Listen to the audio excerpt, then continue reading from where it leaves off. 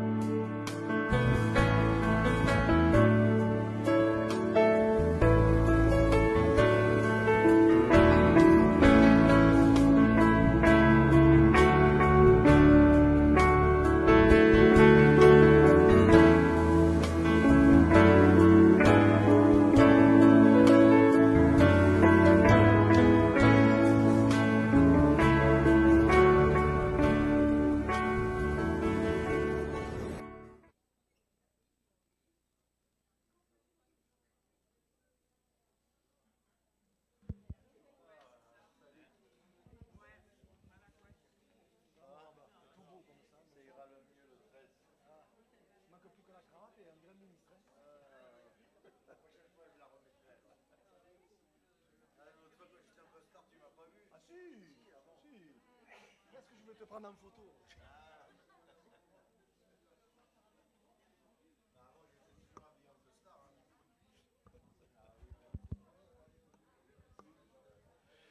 Un, deux.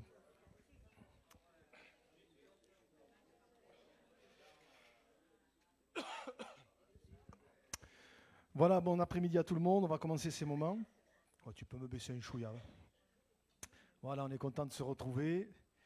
Donc, ça penche à droite aujourd'hui. Je vais un peu tourner. Voilà, ça penche à droite. Ouais, bon. Extrême droite. Voilà. Allez, on va prier le Seigneur. Je vais laisser après Anne-Marie nous conduire dans quelques chants. Et puis on ouvrira ensemble la parole cet après-midi. Et je veux croire qu'encore aujourd'hui, le Seigneur veut nous faire du bien. Peut-être veut parler à ton cœur, veut parler à notre cœur. Je me souviens de cette parole de cet homme des évangiles qui va dire à Jésus, dis seulement un mot et mon serviteur sera guéri. Amen. Et je me dis des fois un mot, une parole du Seigneur, et paf, ça tombe au bon moment, ça tombe comme il faut, et ça nous touche, ça nous fait du bien. Et je voudrais tellement que cet après-midi encore, on puisse recevoir quelque chose de la part du Seigneur. Amen. Voilà, peut-être demander à Bernard, vous voulez prier pour ces moments? Merci Bernard. Amen.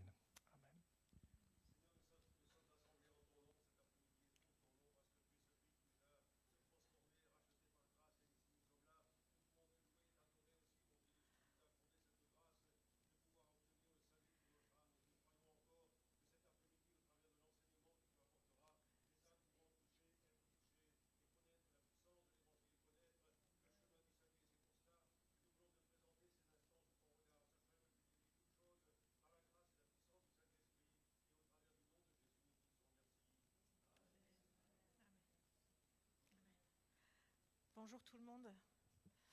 Alors en 3 minutes, là je viens d'avoir les faits qui se coulent. Rosetta me dit un mot, Cyril vient de dire un mot et donc j'ai plus rien à dire. Juste, vous le savez, depuis quelques semaines, à chaque fois que j'ai eu l'occasion d'intervenir, je vous ai parlé de ce verset où avant que tu naisses, je te connaissais déjà, et puis Romains 8, Romains 5, 8, Christ est mort pour nous. Hein. Et vraiment, quand Cyril dit un mot, mais c'est ça en ce moment, et je sais que Dieu n'a pas fini de me parler au travers de ces passages, pas fini de nous parler au travers de ces passages, et c'est vraiment ça qui touche mon cœur, c'est que Dieu nous connaissait, il connaît tout de nous, Il a tout pourvu. Ce n'est pas la peine d'aller chercher autre chose. Il est là, il nous connaît, il nous aime. Et puis, bien souvent, on se dit, mais je l'ai vu au travers du boulot, on dit, mais ça, tu fais pas ça bien, c'est pas grave, je sais qui je suis fille du roi, je suis aimée de Dieu. Et rien que ça suffit, rien que ça. Je suis fille de roi, vous êtes fils et filles de roi, rien que ça suffit. En tout cas pour moi aujourd'hui. Alors, si vous avez envie de vous lever ou pas, moi j'aime bien rester debout parce que je proclame, je prends position et je proclame.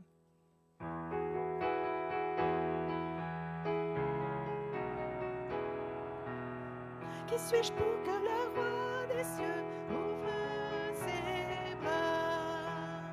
Mais tu m'as trouvé par sa grâce, son amour pour moi, son amour pour moi. Il m'a libéré, ma dette est payée. Je suis enfant de Dieu, je suis à lui. Il m'a racheté à la croix grâce à son âme. J'étais esclave du péché, mais il m'a sauvé. Jésus m'a sauvé. Il m'a libéré, ma dette est payée. Je suis enfant de Dieu, je suis à lui. Et dans sa maison, j'ai trouvé ma place. Je suis enfant de Dieu, je suis à lui. Je suis choisi et affranchi. En toi, je sais qui je suis. Tu es pour moi, pas contre moi. En toi, je sais qui je suis. Il m'a libéré, ma dette est payée. Je suis enfant de Dieu, je suis à lui. Et dans sa maison, j'ai trouvé ma place. Je suis enfant de Dieu, je suis à lui. Je suis choisi et affranchi. En toi, je sais qui je suis. Tu es pour moi, pas contre moi. En toi, je sais qui je suis. Je suis choisi et affranchi. En toi, je sais qui je suis. Tu es pour moi, pas contre moi. En toi, je sais qui je suis. En toi, je sais qui je suis. En toi, je sais qui je suis.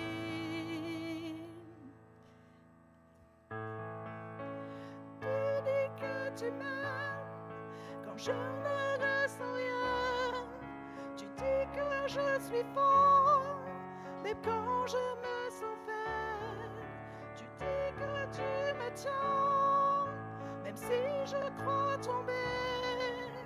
Et quand je suis seul, tu dis que je suis à toi. Et moi je crois, oui je crois, ce que tu dis de moi. Oui je crois, tu dis que tu m'aimes quand je ne ressens rien. Tu dis que je suis fort, même quand je me sens faible. Tu dis que tu me tiens, même si je crois tomber.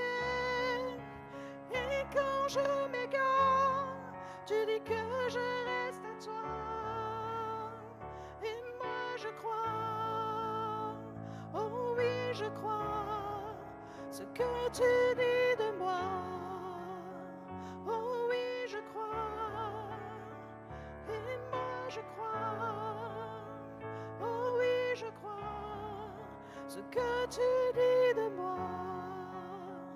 Oh oui je crois. Seigneur, merci pour ce que tu dis de nous. Seigneur, merci de ce que tu as fait à la croix pour moi. Merci de ce que tu me connais. Avant la fondation du monde, tu pensais déjà à nous. Tu pensais déjà à notre âme, à notre salut, tu avais déjà tout prévu. Seigneur, merci pour qui tu es. Merci pour qui tu es dans nos vies. Merci d'être Dieu, merci d'être tout-puissant, merci d'être 3 fois saint. Merci mon Dieu. Sois béni Jésus. On peut prendre un moment pour louer, pour remercier Dieu. Sois béni Jésus. Gloire à toi Jésus.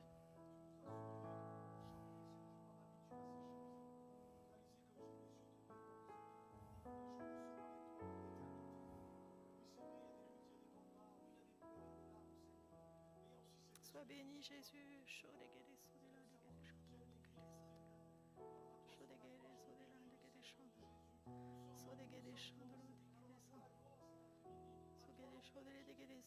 Amen. Sois béni Jésus.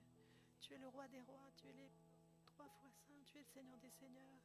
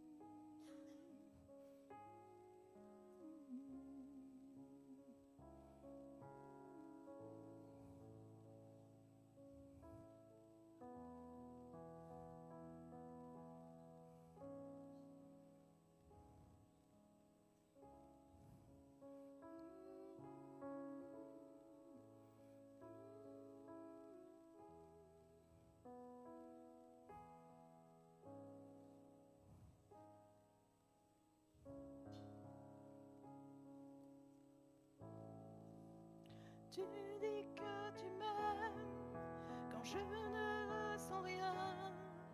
Tu dis que je suis fort, même quand je me sens faible. Tu dis que tu me tiens, même si je crois tomber. Quand je m'égare, tu dis que je suis à toi. Et moi je crois. Oui, je crois ce que tu dis de moi. Oh oui, je crois. Je n'ai que toi dans le ciel. Je ne désire rien d'autre que toi sur la terre. Si je suis faible ou même si je tombe, Dieu est le soutien de mon cœur. Dieu, tu es le soutien de mon cœur. Mon héritage est mon plus grand bien. Oh oui, Dieu, tu es le soutien de mon cœur. Près de toi, je me sens bien.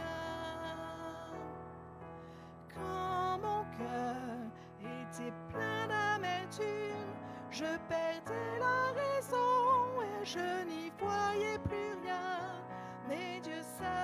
m'approcha pour me saisir la main. Dieu est le soutien de mon cœur. Dieu, tu es le soutien de mon cœur. Mon héritage est mon plus grand bien. Oh oui, Dieu, tu es le soutien de mon cœur. Près de toi, je me sens bien. Je n'ai que toi dans le ciel. Je ne désire rien d'autre que toi sur la terre. Si je suis faible ou même si je tombe, Dieu est le soutien de mon cœur. Dieu, tu es le soutien de mon cœur. Mon héritage est mon plus grand bien. Oh oui, Dieu, tu es le soutien de mon cœur. Près de toi, je me sens bien. Dieu, tu es le soutien de mon cœur. Mon héritage est mon plus grand bien. Oh oui, Dieu, tu es le soutien de mon cœur. Près de toi, je me sens bien. Près de toi, je me sens bien. Près de toi, je me sens bien.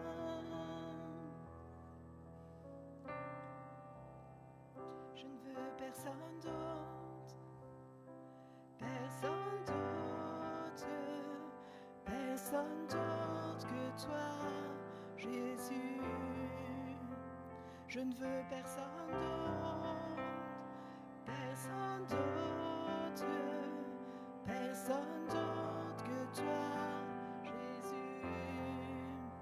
Je ne veux personne d'autre, personne d'autre, personne d'autre que toi, Jésus. Je ne veux personne d'autre, Jésus. personne d'autre, personne d'autre que toi, Jésus. Touche ma vie par ton esprit. Je ne veux personne d'autre que toi, Jésus. Touche ma vie par ton esprit. Je ne veux personne d'autre que toi, Jésus. Je ne veux personne d'autre, personne d'autre, personne d'autre que toi, Jésus. Je ne veux personne d'autre, Jésus. personne d'autre, personne d'autre que toi, Jésus. Alléluia, Jésus. Touche ma vie par ton esprit. Je ne veux personne d'autre que toi, Jésus. Touche ma vie par ton esprit. Je ne veux personne d'autre que toi, Jésus.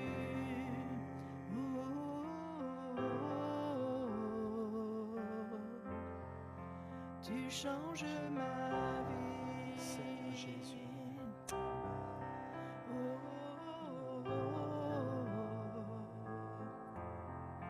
Tu changes ma vie. Amen, amen, amen. Merci Jésus. Peut-être avant d'ouvrir la parole, pendant que la musique continue à jouer, simplement peut-être là où on est à notre place. Je ne sais pas quels sont nos besoins, je ne sais pas ce que nous traversons en ce moment, mais qu'on puisse vraiment lui dire, Seigneur, ce dont j'ai besoin avant toute chose, c'est d'abord de toi, Seigneur. Puisse lui dire, Seigneur, j'ai besoin de toi. Alléluia. Et là où on est à notre place, entre lui et nous, disons-lui, Seigneur, j'ai besoin de toi. Viens me visiter, Seigneur. J'ai besoin de ta présence. Alléluia. Parce que si Jésus est là, on a le plus important. Si la présence du Seigneur est dans nos vies, on a le plus important. Alléluia. Alléluia, Seigneur. On a besoin de toi. C'est toi, Seigneur, que nous voulons encore cet après-midi, Seigneur. Viens dans ce lieu, passe dans les rangs, Seigneur. Oh Jésus, accorde ta grâce, Seigneur. Seigneur, manifeste-toi par le Saint-Esprit. Seigneur, touche, Seigneur, convainc, Seigneur. À toi la gloire, Jésus. À toi la gloire, Seigneur. Béni soit Dieu, béni soit Dieu. Béni soit Dieu, Jésus.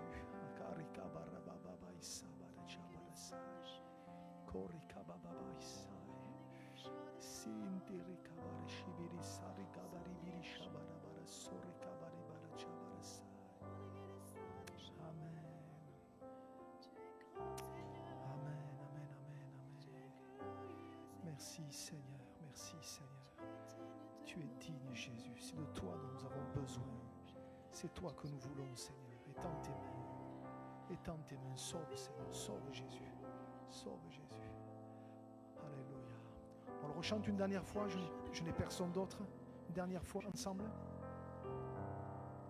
Je ne veux personne d'autre, Jésus, personne d'autre, personne d'autre que toi, Jésus. Je ne veux personne d'autre, oui. personne d'autre, Personne d'autre que toi, Jésus. touche Ma vie par ton esprit.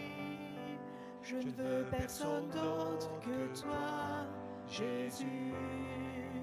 touche Ma vie par ton esprit. Je ne veux personne d'autre que toi, Jésus. Seigneur, merci encore pour ce temps devant toi. Merci pour ta présence, Seigneur. Nous ne voulons personne d'autre que toi. Et nous ne voulons mettre personne d'autre à l'honneur que toi, Jésus. Parce que c'est toi qui as donné ta vie. Alors, Seigneur, encore cet après-midi, à toi soit la gloire. À toi soit l'honneur, Seigneur. Amen, amen. Amen, amen. Voilà, on a chanté « Touche ma vie ». Touche ma vie, c'est important. Et que cet après-midi, on puisse peut-être, quelqu'un puisse encore dire « Touche ma vie, Seigneur ». En chantant ce chœur, je pensais à ce lépreux des évangiles, vous vous rappelez, quand il nous a dit que Jésus étendit la main et le toucha. Et je me dis, quand Jésus l'a touché, lui qui était séparé de tout le monde à cause de sa maladie, à cause de sa lèpre, ça a dû être un moment tellement extraordinaire pour lui. Et je me dis que de la même façon, chaque fois que le Seigneur nous touche, ça change tout, ça bouleverse tout. Et ma prière, c'est que cet après-midi encore, peut-être, le Seigneur puisse te toucher et puisse nous toucher d'une manière particulière. Alléluia. Cet après-midi, je voudrais très simplement, et je vais revenir à des choses que j'ai partagées dimanche matin. Pour ceux qui étaient là, vous allez voir, il y a des choses qui vont revenir, mais je voudrais insister parce que je crois que c'est tellement, tellement important. En fait, je voudrais vous parler de miracles cet après-midi. Alors, c'est sûr, quand on parle de miracles, de suite, tchouk, ça nous intéresse, on dit « Ah !» Il y a des sujets comme ça, tout d'un coup, on se dit « Ah, ça c'est intéressant ». Et c'est vrai que quand on lit la Bible, alors il y a une ribambelle de miracles qui sont là, qui nous sont détaillés pour certains, d'autres un peu moins, et on en prend plein les yeux en fait. On se dit, mais il s'est passé des choses incroyables, des choses extraordinaires. En fait, je me faisais la réflexion, notre problème, et là je m'adresse à nous les chrétiens, les croyants, qui lisons la Bible, c'est que des fois on a tellement l'habitude de lire certains textes et d'entendre parler de certains miracles que sur quoi il a prêché le pasteur cet après-midi? Bartimée l'aveugle guéri. Mais quand même, un aveugle guéri, vous voyez. Et il y a des textes comme ça, quand on les lit, des fois je me dis, allez, essaye de faire comme si c'était la première fois que tu le lisais. Vous vous rappelez, la première fois qu'on lit, c'est waouh, vous voyez. Mais quand ça fait 40 ou 50 fois, 60, on ne fait même plus attention, et pourtant c'est un miracle. Quand je pense au miracle de la mer Rouge qui s'est ouvert en deux, je me dis quand même, quand je pense aux murailles de Jéricho qui se sont écroulées, quand même, on connaît ces histoires, mais en fait, quand même, ça a dû être impressionnant. Quand je pense à la multiplication des pains, 5000 hommes, sans compter les femmes et les enfants, enfin tout le monde, bref, des milliers de personnes avec 5 pains et 2 poissons, l'emblème de la scène d'ailleurs. 5 pains et 2 poissons. Les gens ils n'ont pas mangé un petit morceau, ils ont été rassasiés. Je me suis dit, ça a dû être impressionnant quand même. Et les disciples qui étaient là et qui savaient au départ de quoi c'est parti, ils devaient être là, ils devaient se dire, mais c'est pas possible ce qui est en train de se passer, c'est ahurissant. Bref, la Bible, elle est remplie de miracles aussi extraordinaires les uns que les autres. Et il y en a deux, je vais introduire par là, qui pour moi sont au-dessus des autres. Alors, à mes yeux, à moi, peut-être vous ne serez pas d'accord, et vous avez le droit, hein, mais il y en a deux qui sont au-dessus des autres. Un dans l'Ancien Testament, un dans le Nouveau Testament. Celui du Nouveau Testament, on le connaît quasiment là aussi, j'allais dire tous par cœur, c'est la résurrection de Lazare. Enfin, quand même, la résurrection de Lazare. Jésus a accompli 3 résurrections, enfin il a accompli 3 résurrections, du moins qui sont répertoriées dans la Bible. Hein. La petite fille de Jairus, le fils de la veuve de Naïm et Lazare. Hein. Pas comme, alors je souriais parce qu'on en parle avec Marc là, il n'y a pas longtemps, un pasteur gitan un jour disait « Lézard, sors de ta grotte hein. ». Bon, c'est pas Lézard, hein, c'est Lazare. Hein, c'est Lazare. Voilà, ça c'était la petite note d'humour. Hein. Mais Lazare quand même Lazare. 4 jours dans le tombeau. Vous vous rappelez ce que Marthe va dire quand Jésus va dire « ôtez la pierre du tombeau », elle va dire « mais il sent déjà ». Ça veut dire que la décomposition avait déjà commencé. Vous voyez et là, tout d'un coup, sur une parole, et c'est ce que je disais en introduction, une parole de Jésus, Lazare sort, le mort sort, enveloppé de bandes, et je me dis, mais les gens qui étaient là, ils ont dû se dire, mais ils ont dû se pincer, peut-être ils ont dû dire au voisin, pince-moi, c'est pas possible. Ça a dû être mais ahurissant, 4 jours dans le tombeau. Hein, et Jésus qui ressuscite. Pour moi, c'est un des 2 miracles les plus grands de la Bible. Voilà. Mais il y en a un autre, le premier, celui qui pour moi est le plus grand de tous, à mes yeux, dans l'Ancien Testament, un miracle dont on ne parle pas beaucoup. Ah oui, je t'avais donné le verset, on va quand même le mettre. Regardez, Jean chapitre 12, verset 9, voilà, j'ai oublié de le faire passer. Regardez, ce miracle de Lazare, il est tellement impressionnant qu'il est dit « Une grande multitude de Juifs apprirent que Jésus était à Béthanie et ils y vinrent non pas seulement à cause de lui, de Jésus, mais aussi pour voir Lazare qu'il avait ressuscité des morts. » Oui, ils venaient voir Jésus, oui, effectivement, mais ils venaient voir aussi Lazare. Parce que ça a dû faire, vous voyez, il n'y avait pas le portable à l'époque, il n'y avait pas Facebook, il n'y avait pas Snapchat, il n'y avait pas TikTok et tout le reste. Mais le téléphone arabe, ça y allait déjà, hein, ça marchait bien déjà. Hein. Et tout le monde venait voir, est-ce que c'est vrai? Et ils venaient voir, oui, ils venaient voir Jésus, mais ils venaient voir Lazare. Et peut-être même, ils venaient, peut-être même ils le touchaient, ils disaient, oui, il est bien vivant, hein. Il est bien vivant. Et peut-être même il disait, c'est toi qui as été ressuscité. Oui, c'est moi. Mais raconte-nous. Enfin, je ne sais pas ça. Je m'imagine, vous voyez. Donc les gens venaient voir tellement c'était surnaturel, miraculeux. Vous voyez. Ça, c'est le premier miracle. Le deuxième, celui qui pour moi est le plus grand de toute la Bible, il est dans l'Ancien Testament. Et bizarrement, on n'en parle quasiment jamais. Il s'est passé à l'époque de Josué. Alors on va le lire ensemble, regardez. Josué chapitre 10, et ça c'est un miracle qui ne s'est passé qu'une fois. C'est unique, ça ne s'est jamais reproduit, une seule fois. La résurrection de Lazare, bon, il y avait déjà eu des résurrections, et dans l'Ancien Testament, il y avait eu des résurrections aussi. Mais ça, regardez, Josué chapitre 10, versets 12 à 14. Alors Josué parla à l'Éternel, le jour où l'Éternel livra les Amoréens aux enfants d'Israël, et il dit en présence d'Israël, Soleil, arrête-toi sur Gabaon, et toi, lune, sur la vallée d'Ajalon. Écoutez bien.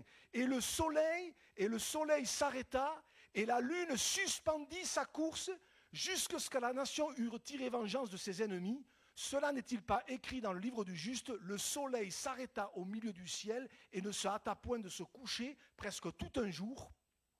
Il n'y a point eu de jour comme celui-là, ni avant, ni après, où l'Éternel ait écouté la voix d'un homme, car l'Éternel combattait pour Israël. Alors je résume. Dieu qui arrête le soleil et la lune. Je ne suis pas un grand spécialiste, moi, dans ce domaine-là, mais pour avoir vu quelques reportages, dans l'univers, tout est bien synchronisé. Et tout est placé, tout fonctionne d'une manière tellement parfaite qu'il suffirait d'un grain de sable, une seconde de... Vous voyez, la gravitation des planètes et tout cela, mais tout est bien coordonné, vous voyez. C'est pour ça que l'histoire du Big Bang et tout ce que vous voulez, ceux qui vous disent que le hasard fait bien les choses, mais enfin, comme derrière, il n'y a pas d'horloge sans horloger, de la même manière, on sent bien que derrière tout cet univers qui est autour de nous, il y a la main d'un créateur, il y a la main de Dieu. Et là, Dieu qui arrête le soleil, qui arrête la lune, la gravitation des planètes en fait, on ne s'en rend pas compte, mais et pendant toute une journée, le soleil n'a pas bougé. Hein, c'était quand le 1er mai, là, avec mes petits-enfants, on est allé au bord de la mer. Enfin, c'était vraiment pour les petits-enfants que j'y allais, parce que moi et la mer, ça fait deux. Bon, bref. Et moi, je cherchais l'ombre. Donc, je me suis trouvé un coin à l'ombre, hein, voilà. Hein, et au fur et à mesure que le temps avançait, je me retrouvais au soleil. Alors, je reculais toujours. Hein, et à un moment donné, je me suis retrouvé contre un mur. Bon, moi, je ne pouvais plus aller plus loin. Mais pourquoi ? Parce que le soleil avance. Mais là, pendant toute une journée, le soleil n'a pas bougé. Et la Bible dit, il n'y a point eu de jour comme celui-là, ni avant ni après. Ça ne s'est jamais refait. C'est unique. C'est un miracle incroyable. Alors oui, Dieu est capable de guérir des malades, de ressusciter des morts, d'intervenir dans certaines situations, la mer qui s'ouvre en deux, mais Dieu est même capable d'intervenir sur la gravitation des planètes. Vous vous imaginez ? C'est un truc de dingue quand on y réfléchit. Et pour moi, alors à mes yeux, hein, c'est le plus grand miracle de la Bible, même si on n'en parle quasiment jamais. Voyez ? Alors pourquoi je vous raconte tout ça ? Pour en arriver où ? Est-ce que je vous dis tout ça simplement pour qu'on soit là en se disant « Ouais, tous ces miracles, c'est bien, waouh, c'est super ». Est-ce que peut-être je vous dis ça pour vous dire « Ouais, il faut lire la Bible, vous allez voir, ça va vous faire du bien, vous allez lire quelques miracles et tout ça, ça va vous encourager ». Est-ce que c'est ça ? Je vais peut-être même aller plus loin. Je me dis, à quoi même ça aurait servi d'être témoin oculaire de ces miracles ? Parce qu'il y a eu des témoins oculaires. À la résurrection de Lazare, il y a plein de gens qui étaient là, hein, qui ont vu ce qui s'est passé. D'ailleurs, vous lirez le texte, on ne s'y est pas arrêté, mais la Bible dit que certains, du moins, qui avaient vu ça, ils sont allés trouver les religieux pour aller raconter ce que Jésus venait de faire. Donc, il y a eu des témoins oculaires. Et à l'époque de Josué, ce que nous avons lu là, ce texte sur lequel on ne s'arrête pas souvent, mais il y a eu des témoins oculaires qui étaient là et qui ont vu des gens. Et je me dis même que tous ces gens qui ont été les témoins oculaires à l'époque de Josué et à l'époque de Lazare, mais jusqu'à la fin de leur jour, jamais ils ont dû oublier ça. Ça a dû les marquer jusqu'à la fin de leur vie. Peut-être ils l'ont raconté à leurs enfants, peut-être ils l'ont raconté à leurs petits-enfants en disant « Tu sais, j'ai vécu un truc un jour, voilà ce que Jésus a fait. J'ai vécu un truc un jour, voilà ce que Dieu a fait à la parole de Josué. » Ouais. Mais je me dis, même en étant un témoin oculaire, à quoi ça sert d'avoir vu ça ? À quoi ça sert d'avoir assisté à tout ça ? À quoi ça sert de savoir tous ces miracles ? Si c'est pour, au bout du compte, être perdu pour l'éternité. Et c'est là où je voudrais en venir cet après-midi. À quoi ça sert ? À quoi ça sert de savoir toutes ces choses, de savoir que Dieu fait des miracles, de savoir que Jésus a fait telle et telle chose, de savoir que Dieu est capable d'intervenir sur la gravitation des planètes, à quoi ça sert ? À quoi ça sert même, peut-être nous-mêmes, d'avoir été témoins de miracles accomplis, et les uns les autres, peut-être on en a assisté, peut-être on en a vécu, peut-être même on en a vu de nos yeux, mais à quoi ça sert de voir tout ça, si c'est pour, au bout du compte, être perdu pour l'éternité ? Ça ne sert à rien, en fait. Ça ne sert à rien, vous voyez ? Et c'est important que peut-être on réalise cet après-midi, et c'est les bases que je vous apporte, mais vraiment, je crois que c'est important d'y revenir.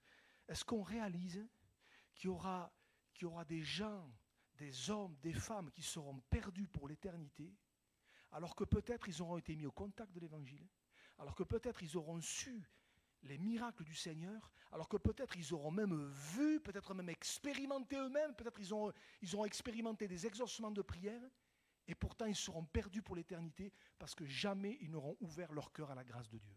Est-ce qu'on le réalise ? Le désir du Seigneur, c'est de nous sauver. Le désir du Seigneur, c'est de te sauver cet après-midi, si ce n'est pas le cas encore. Mais il y a des tas de gens qui seront perdus alors qu'ils auront eu l'occasion d'être sauvés, tout simplement parce qu'ils auront su, ils auront entendu, mais jamais ils n'auront ouvert leur cœur, jamais ils n'auront fait un pas vers le Seigneur. Et d'ailleurs, Jésus va le dire, regardez, il va dire cette parole, moi chaque fois que je la lis, elle m'interpelle. Matthieu chapitre 16, verset 26, Jésus dit, « Que servirait-il à un homme de gagner tout le monde ou le monde entier s'il perdait son âme ? Ou que donnerait un homme en échange de son âme ?» C'est comme si Jésus était en train de nous dire cet après-midi, à quoi ça sert que tu aies tout, que tu gagnes tout, que tu aies une belle maison, que tu fais, bref, tout ce que tu veux. À quoi ça sert de tout avoir, de voir des miracles, d'expérimenter des choses, d'avoir les comptes en banque pleins? À quoi ça sert, etc. si c'est pour au bout du compte que tu sois perdu? À quoi ça sert? Ça ne sert à rien. Ça ne sert à rien. Parce que l'essentiel, c'est d'être sauvé. Et cet après-midi, moi, je ne sais pas où tu en es avec Dieu. Je ne sais pas où on en est chacun pour notre part avec le Seigneur. Je ne sais pas. Hein. Peut-être tu sais des choses, tu en as entendu, peut-être ce n'est pas la première fois que tu entends cela, peut-être des amis t'en ont parlé, peut-être des parents t'en ont parlé, enfin bref, on t'en a parlé, tu en as entendu, peut-être toi-même tu as lu quelques versets de la Bible, etc. Mais est-ce que tu es sauvé? Permettez-moi d'être direct cet après-midi, mais est-ce que tu es sauvé? Est-ce que tu sais où tu vas? Est-ce que tu sais où tu vas passer ton éternité? Est-ce que tu as l'assurance de ton salut? Mais c'est hyper important. C'est hyper important. L'apôtre Paul employait souvent une expression dans ses écrits, il disait souvent « nous savons ». Nous savons du reste que toute chose concourt au bien de ceux qui aiment Dieu. Amen. Mais il va dire aussi, il va parler de « il n'y a donc maintenant aucune condamnation pour ceux qui sont en Jésus-Christ ». Il avait cette assurance. Nous avons dans le ciel un édifice qui n'a pas été construit par la main des hommes, une demeure éternelle. Et c'était une assurance. Alléluia. Mais est-ce que toi, tu as l'assurance du salut cet après-midi? Est-ce que tu sais où tu vas? Est-ce que ton nom est inscrit dans le registre du ciel? Est-ce que tu sais si ton nom est inscrit dans le livre de vie? Est-ce que tu es sauvé? Mais c'est le plus important. Et ne ressors pas de ce moment sans avoir une réponse. Ou est-ce que tu ne sais pas? Peut-être quelqu'un pourrait me dire, en fait, je ne sais pas. En fait, je ne sais pas. Voyez, je ne sais pas. Mais c'est important. C'est important. À quoi je réfléchissais, je reviens à mes histoires de miracles, là, mais à quoi ça aurait servi d'être le témoin oculaire de la résurrection de Lazare si c'est pour, à la fin, être perdu? Ça aurait servi à quoi, en fait? Parce que Jésus ne faisait pas des miracles pour faire des miracles et pour épater la galerie. Il faisait cela pour amener les gens à réfléchir. Il faisait ça, bien sûr, pour bénir les gens, pour montrer qui il était, mais surtout pour qu'à un moment donné, les gens comprennent qu'il était le sauveur, qu'il était celui qui était capable de les bénir, oui, mais qui était capable surtout de les sauver. Et à quoi ça sert d'avoir été le témoin de ce qui s'est passé à l'époque de Josué, d'avoir vu le soleil s'arrêter pendant toute une journée, si pour au bout du compte partir en enfer? À quoi ça sert? Ça ne sert à rien, vous voyez. Et forcément, ça nous amène là où je veux en venir. Et c'est là que je vais répéter des choses que j'ai dit dimanche. Je vous ai dit en introduction que pour moi, les deux plus grands miracles, à mes yeux, c'était la résurrection de Lazare et c'était ce qui s'était passé à l'époque de Josué. En fait, non, il y a un miracle plus grand que celui-là. Il y a un miracle bien plus grand que celui-là. Et peut-être vous vous dites, ah bon? Alors c'est quoi le truc? Peut-être on va s'attendre à un truc de waouh, qu'est-ce qui va nous sortir? C'est quoi ce miracle que je n'ai pas vu dans la Bible? Mais en fait, le plus grand miracle. Et dans les premiers chants qu'on a chantés, il en était question, mais le plus grand miracle, c'est la croix. Le plus grand miracle, c'est la croix. Avec tout ce qui s'est passé, la mort mais la résurrection du Seigneur, c'est ça le plus grand miracle. Parce que, oui, d'accord, la résurrection de Lazare, mais enfin, à part Lazare lui-même, les autres à côté, ils en ont pris plein la vue, ok, d'accord, ils ont été émerveillés, ça les a peut-être cisaillés pendant quelques jours, mais après la vie a repris le dessus. Pareil pour ce qui s'est passé à l'époque de Josué et tous les miracles finalement. Mais la croix, c'est le plus grand des miracles parce que ça a une répercussion sur tous les hommes et toutes les femmes de tous les âges et de toutes les générations jusqu'à nous aujourd'hui. La croix, c'est le plus grand, le plus beau, le plus magnifique des miracles. Mais est-ce qu'on le réalise cet après-midi?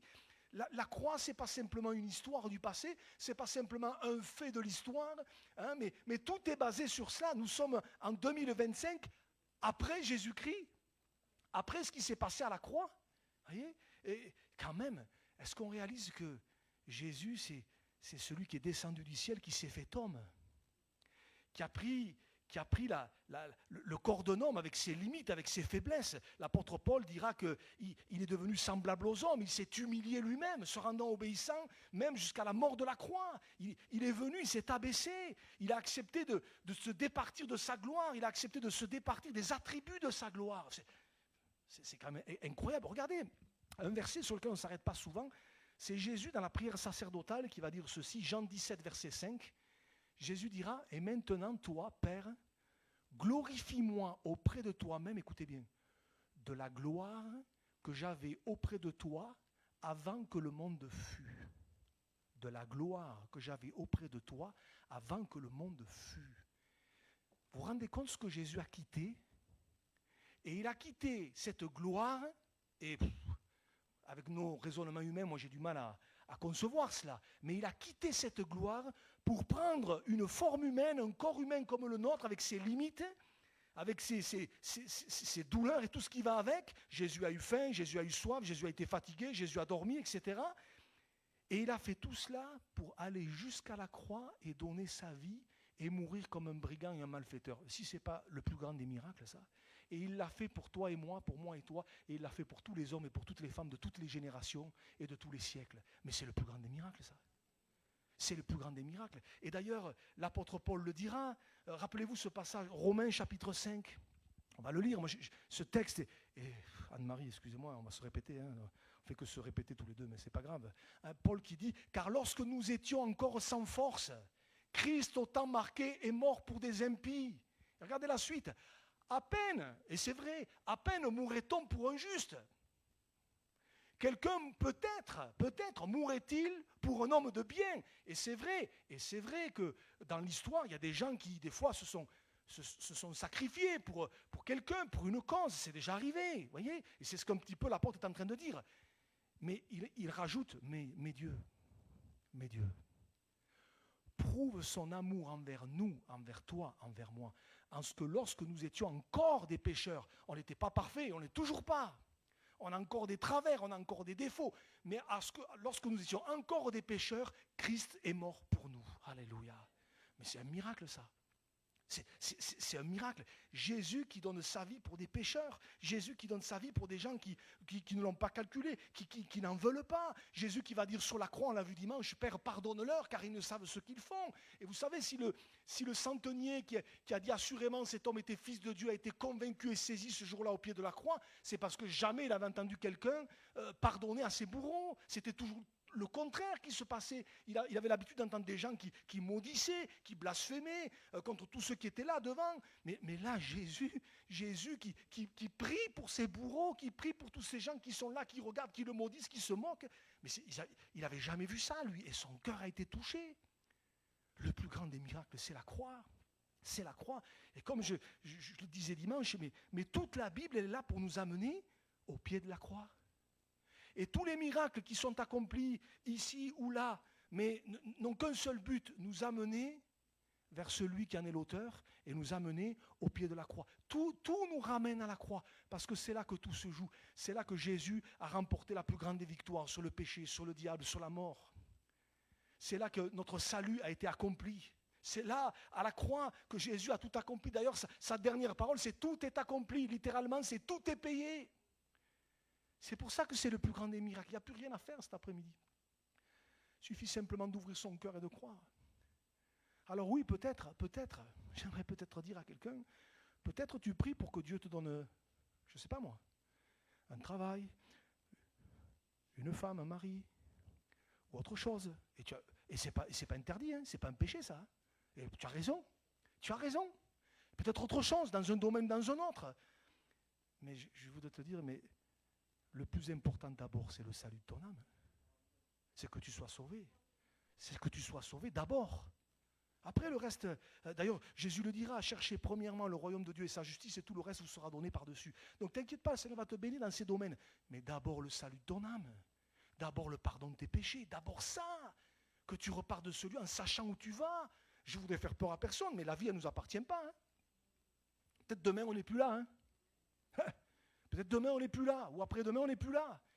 Mais il faut savoir où on va. Le livre des Proverbes le dit, hein, ne te vante pas du lendemain, car tu ne sais pas ce qu'un jour peut enfanter. Proverbe 27, verset 1er. Tu ne sais pas. On ne sait pas.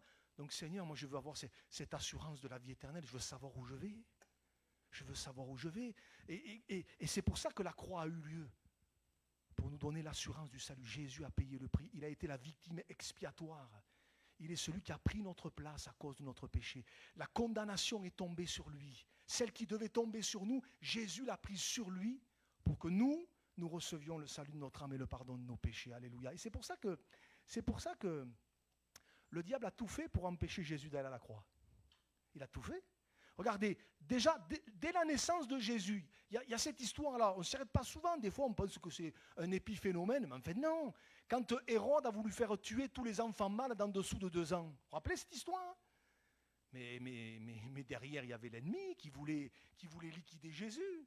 qui voulait arrêter, stopper le plan de Dieu, déjà dès l'enfance de Jésus. Et puis sur la croix, la tentation ultime, suprême, descends de la croix. Si tu es le Fils de Dieu, hein, ben vas-y, descends de la croix afin que nous voyions et que nous croyions. Pourtant, des miracles, ils en avaient vu. Hein. Je ne suis pas convaincu qu'un de plus ou un de moins, ça fait la différence. Hein. Mais c'était l'ultime tentation. Parce que le diable savait que là, si Jésus allait jusqu'au bout, mais quelque part, c'en était fini pour lui.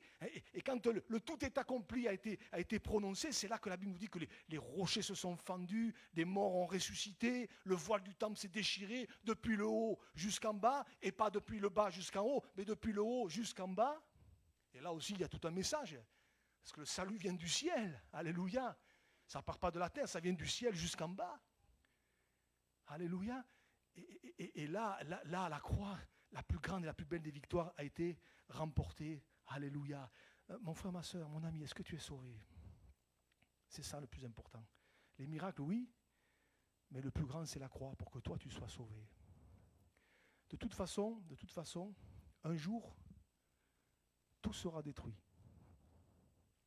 Jésus l'a dit, le ciel et la terre passeront, mais mes paroles ne passeront point. Tout sera détruit. Alors je veux faire peur à personne, hein.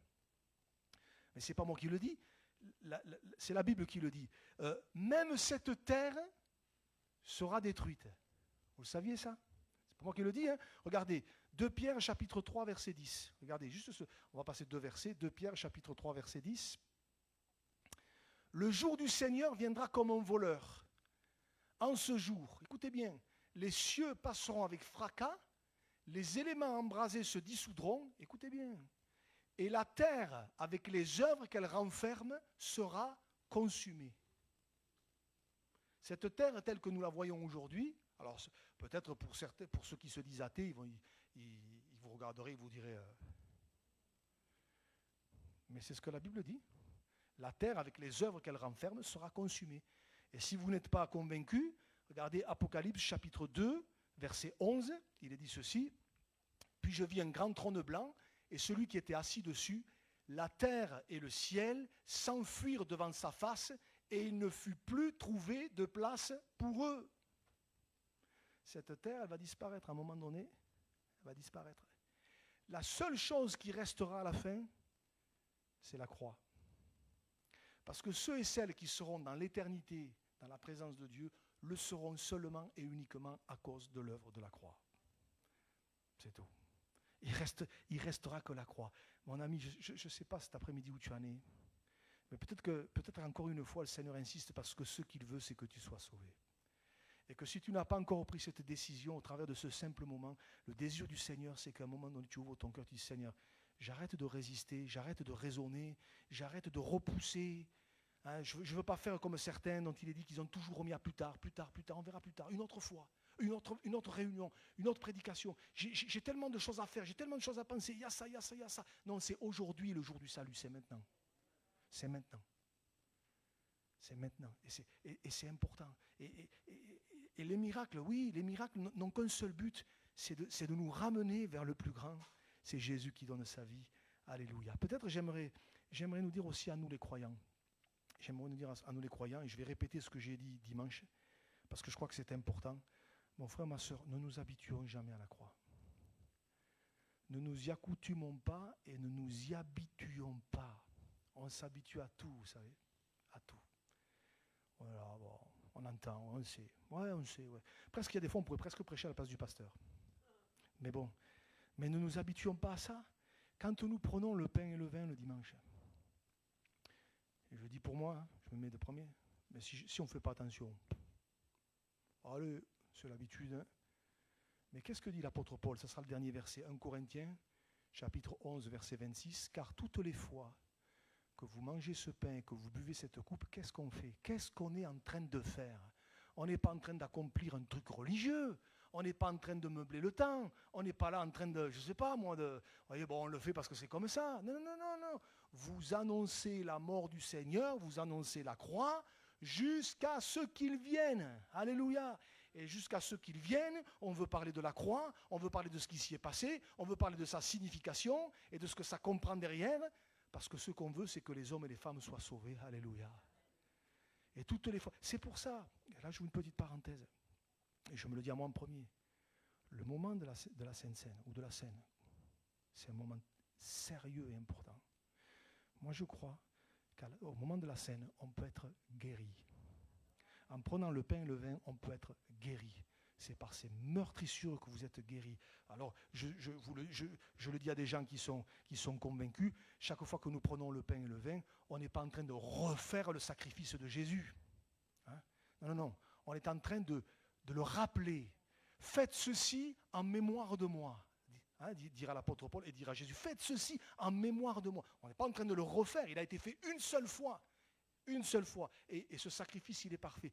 Mais je crois que dans ces moments-là, le Seigneur peut nous guérir, le Seigneur peut intervenir, peut poser sa main. C'est un moment sérieux, c'est un moment sérieux.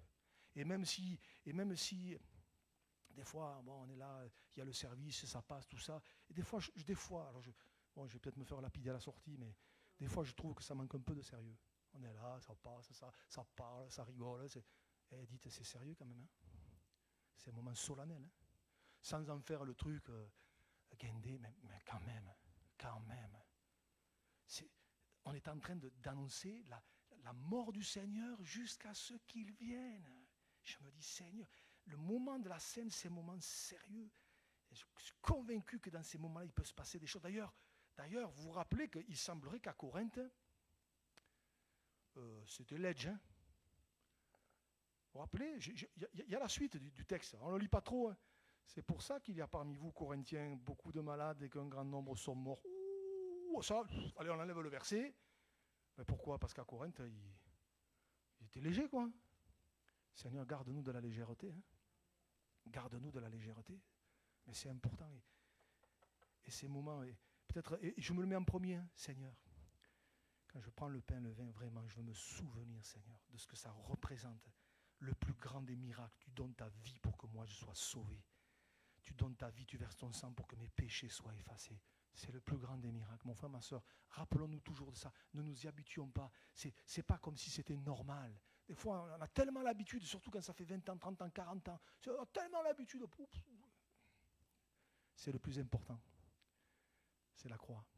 Et je l'ai dit dimanche, quand on arrivera au ciel, la seule chose que le Seigneur nous demandera, c'est qu'est-ce que tu as fait de la croix? Qu'est-ce que tu en as fait? Est-ce que tu l'as pris au sérieux ou est-ce que tu l'as mis ça de côté? Et peut-être, permettez-moi de reposer la question, est-ce que tu es sauvé cet après-midi? Est-ce que tu sais où tu vas? Est-ce que tu as l'assurance de ton salut? Alors oui, c'est vrai, la vie avec Dieu, il y a des moments difficiles, il y a des hauts, il y a des bas. C'est vrai, c'est pas toujours compliqué, ça ne veut pas dire que tout sera toujours facile. Mais merci Seigneur de t'avoir rencontré. Et de ce que tu tiens nos vies dans tes mains, et de ce que nous savons où nous allons, et de ce qu'un jour nous serons avec le Seigneur pour l'éternité avec lui. Moi, je ne sais pas si mes frères et sœurs vous y pensez, mais des fois, je vais vous dire, je vous avoue, encore ce matin, je disais, Seigneur, quand est-ce que tu reviens là, Pascal? Seigneur, là, moi, j'aimerais bien être là-haut. Hein. Bon, alors après, je me reprends parce que j'ai dit, Seigneur, peut-être que je suis un gros égoïste parce qu'il y en a d'autres qui doivent encore être sauvés. Il y en a encore d'autres qui doivent rentrer dans la maison du Père. Seigneur, pardonne-moi. Mais je me dis, l'éternité avec Jésus, l'éternité dans la gloire, l'éternité tous ensemble, ça va être quelque chose. Et moi, je me dis, mais Seigneur, je soupire et j'aspire après ça. On n'en a pas envie de ça, du ciel, de l'éternité. Mais pour cela, il faut être passé par la porte d'entrée. Et la porte d'entrée, c'est la croix. C'est la croix, le plus grand des miracles. Alors oui, effectivement, Lazare est ressuscité 4 jours après, oui. À l'époque de Josué, le soleil s'est arrêté, la lune s'est arrêtée, oui. Mais à Golgotha. D'ailleurs, vous vous rappelez que quand Jésus était sur la croix, à un moment donné, le ciel s'est obscurci d'ailleurs. Hein. Le ciel s'est obscurci en plein après-midi. Hein. Voyez, là aussi, les gens se demandaient qu'est-ce qui se passait, voyez. Parce que c'est le moment le plus important. Et cet après-midi, je ne sais pas où on en est avec le Seigneur, mais mon ami, si tu n'as pas encore fait ce pas, mais cet après-midi, le Seigneur t'interpelle une fois de plus. Le Seigneur veut te sauver. Que servirait-il à un homme de gagner le monde entier s'il perdait son âme? Cet après-midi, le Seigneur ne veut pas que tu perdes ton âme, il veut que tu sois sauvé. Mais saisis sa main, saisis sa grâce, simplement en ouvrant ton cœur en disant, Seigneur, viens. Alors on va prier le Seigneur, je vais demander à Anne-Marie si tu veux revenir. Et je voudrais qu'on prenne ou on reprenne ce chant que j'aime beaucoup. J'aime beaucoup, attaché à la croix pour moi. Quel sauveur merveilleux je possède. Alléluia. Et je ne veux pas chanter ce chœur parce que voilà, je le connais, mais il s'est sacrifié pour moi. C'est le plus grand des miracles, Seigneur. Tu t'es sacrifié pour moi. Alléluia. Et cet après-midi, si voilà, peut-être tu t'attends dans d'autres domaines au Seigneur, tu as raison. Mais d'abord le salut de ton âme, d'abord le pardon de tes péchés. D'abord ça, règle d'abord ça. Et après le Seigneur va s'occuper du reste. Amen. On prie le Seigneur pendant que Anne-Marie commence à jouer quelques notes. Seigneur, merci pour ta grâce. Tu nous rappelles cet après-midi, c'est vrai, que tu es un Dieu de miracles. Mais tu nous rappelles aussi et surtout que le plus grand, Seigneur, c'est celui que tu as accompli à la croix. Dieu prouve son amour envers nous en ce que lorsque nous étions des pécheurs, Christ est mort pour nous. Et Seigneur, jamais, jamais, jamais je ne vais oublier la croix. Et Seigneur, jusqu'au bout, tant que tu me donneras, Seigneur, du souffle, tant que je pourrai m'exprimer, je veux parler de la croix. Je veux parler du sang de Jésus qui purifie de tout péché. Je veux parler de cette victoire de la croix sur l'ennemi, sur le péché, sur le diable. Seigneur, parce que c'est le message central, le plus important, Seigneur. Alléluia. L'acte le plus extraordinaire qui s'est passé sur cette terre depuis le début, c'est ta mort, Seigneur, sur la croix. C'est ta venue, mais c'est ta mort. Et Seigneur, c'est bientôt ta seconde venue. Alors Seigneur, à toi la gloire. Je te prie dans ce lieu, Seigneur, si peut-être certains n'ont pas encore fait ce pas, Seigneur, touche leur cœur. C'est toi qui convaincs, Seigneur. C'est toi qui convaincs, Seigneur. Alors Seigneur, parle au cœur encore cet après-midi. Révèle-toi, révèle-toi, Seigneur. Révèle-toi comme tu t'es révélé à chacun de nous, Seigneur. Et que tu puisses vraiment convaincre par le Saint-Esprit. Au nom de Jésus. Au nom de Jésus. Alléluia. Alléluia. Je ne fais pas d'appel cet après-midi, mais vraiment je te laisse réfléchir devant Dieu. C'est trop important. Si tu es là cet après-midi, ce n'est pas un hasard. Hein. Dieu voulait que tu entendes ça ou que tu le réentendes pour qu'enfin tu te positionnes. Amen. On prend ce chant vraiment comme une prière. Jésus. Quel sauveur merveilleux je possède. Il s'est sacrifié pour moi. Et sa vie innocente il cède pour mourir sur l'infâme bois. Attaché à la croix pour moi, attaché à la croix pour moi, il a pris mon péché, il m'a délivré, attaché à la croix pour moi. À la gloire céleste pour le plan rédempteur de Dieu. L'apparence est la plus modeste. Oh, quel prix pour me rendre heureux. Attaché à la croix, oui. Merci Jésus, attaché à la croix pour moi. Il a pris mon péché, il m'a délivré. Attaché à la croix pour moi. Maltraité, innocent pour ma vie. Jésus, pour mes iniquités brisées et chargé de mes maladies, il mourut pour guérir, sauver, attaché à la croix pour moi. Attaché à la croix pour moi, il a pris mon péché, il m'a délivré. Attaché à la croix pour moi. Alléluia, Seigneur. Alléluia, Seigneur. Jamais je vais oublier la croix, Seigneur. Jamais je veux l'oublier, Seigneur. Merci pour cette croix. Encore cet après-midi, je veux te dire merci parce que tu nous rappelles jusqu'où tu es allé. Alors Seigneur, à toi soit la gloire, Seigneur. À toi soit l'honneur, Seigneur. Et je te prie que personne, aucun d'entre nous qui sommes là cet après-midi, jamais nous ne l'oublions, Seigneur. À toi soit la gloire. Dans le nom précieux de Jésus. Amen. Amen. Amen. Gloire à Dieu. Amen. N'oublions jamais la croix. Jamais. Hein. Il y a cet autre chant qui dit « La croix seule me suffit ». Amen. Amen. Voilà, on veut garder ces choses dans notre cœur. Je vous rappelle que vendredi matin, demain, il n'y a pas la prière. Vendredi matin, oui. Et vendredi soir, on continuera un petit peu ce qu'on fait depuis maintenant février, les vérités fondamentales. Et ce vendredi, on s'arrêtera sur le sujet, la personne du Saint-Esprit. Et on parlera un petit peu aussi de la Trinité. Voilà. Donc, si vous avez quelques questions, on restera très simple, mais quand même, on verra des choses qui sont importantes. OK ? Allez, que Dieu vous bénisse.